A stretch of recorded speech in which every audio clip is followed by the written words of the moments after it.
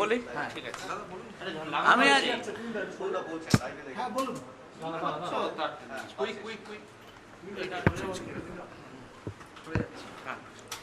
আমি আজকে পশ্চিমবঙ্গের মুখ্য নির্বাচন আধিকারিকের সাথে দেখা করতে এসেছিলাম। আমাদের যেন মনে হচ্ছে যে কোনো একটা জায়গায় কমিউনিস্ট, কংগ্রেস, ভারতীয় জনতা পার্টি তারা হার নিশ্চিত জেনে একটা কনস্পিরেসি তৈরি করছে, একটা নির্বাচনকে কেন্দ্র করে একটা অশান্তি বাঁধাবার চেষ্টা করছে। আমি আজকে বললাম যে কালকে যে ভোট, সেই ভোটে দুটো বর্ডার ইনভলভড। একটা হচ্ছে আসানসোলের ক্ষেত্রে ঝাড়খণ্ড বর্ডার, আর মেদিনীপুরের ক্ষেত্রে উড়িষ্যা বর্ডার। দুটো বর্ডারই সিল করা দরকার, যেন কেউ ওই বর্ডার দিয়ে এসে এখানে ঢুকতে না পারে। এবং এও দরকার, আমি দেখেছি এর আগেও হয়েছে, বসিরহাটের ক্ষেত্রে দেখেছি, বসিরহাটের উপনির্বাচনেও দেখেছি যে এক্সিকিউটিভ ম্যাজিস্ট্রেট, অবজারভার, এরা সব ওই চত্বরে যত হোটেল থাকে, লজ থাকে, ম্যারেজ হল থাকে, সেই জায়গায় যায় এবং সেই জায়গায় যদি কোনো ট্রেসপাসার্স থাকে তাদের ফ্ল্যাশ আউট করে দেওয়া হয়। আমি অনুরোধ করেছি যে আসানসোল, পাণ্ডবেশ্বর, জামুরিয়া, রানীগঞ্জ বিস্তীর্ণ এলাকাতে ধরে যে সমস্ত জায়গায় আমরা মনে হচ্ছে আমাদের কাছে যে ঝাড়খণ্ড বা অন্য জায়গা থেকে লোকজন আসতে পারে, ওইদিকে দাঁতন, সবং, নারায়ণগড়, এইসব জায়গাতেও উড়িষ্যা থেকেও বাইরের লোক আসতে পারে। সুতরাং এই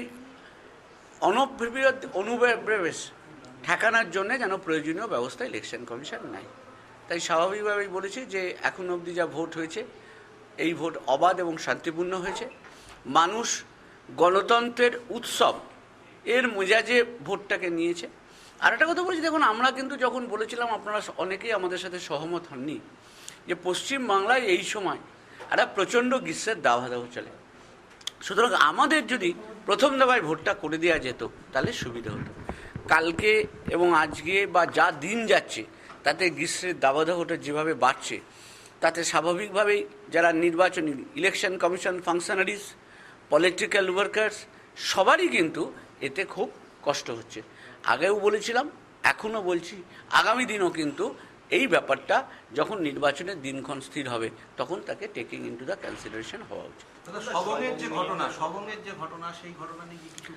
না, আমি তো সবংয়ের ঘটনায় আমাদের একজন ছেলে, কাল রাত্রে আমি তার বাড়ি গিয়েছিলাম, জয়দেব জানা, তার বিরুদ্ধে গতকাল সে মারা গেছে পরশুদিন রাত্রে, সেই পরশুদিন সকালেই কংগ্রেস এবং সিপিএমের প্রার্থী গিয়ে তার বিরুদ্ধে অভিযোগ করেছে থানায়, আর বিকেলবেলায় সে মারা গেছে।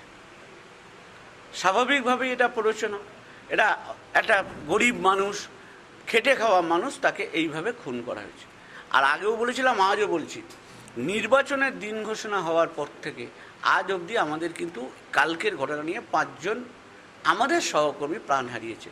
যারা এত কথা বলছে তাদের কিন্তু কারুর কোনো জায়গায় একটা ক্ষতি হয়নি। আপনারা বলেছিলেন যে হ্যাঁ, জানিয়েছি আজকে জানাবেন। হ্যাঁ, একটা কথা আপনি আগে বলেছিলেন যে এরকম যদি কর্মী খুন হয় তাহলে আমরা ইলেকশন কমিশনে নিশ্চিত তাই। কিন্তু ঘটনা হচ্ছে এখন নির্বাচন প্রক্রিয়া চলছে।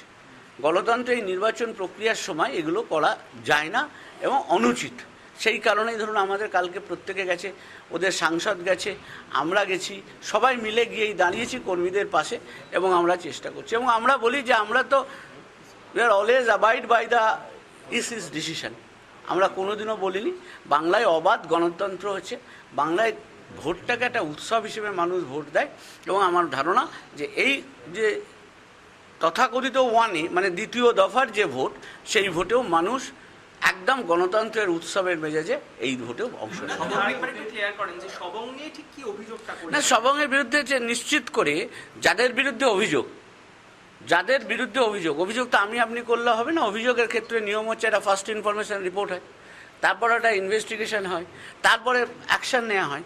যাদের বিরুদ্ধে অভিযোগ তাদের বিরুদ্ধে যথাযথ ব্যবস্থা নেওয়ার অভিযোগ।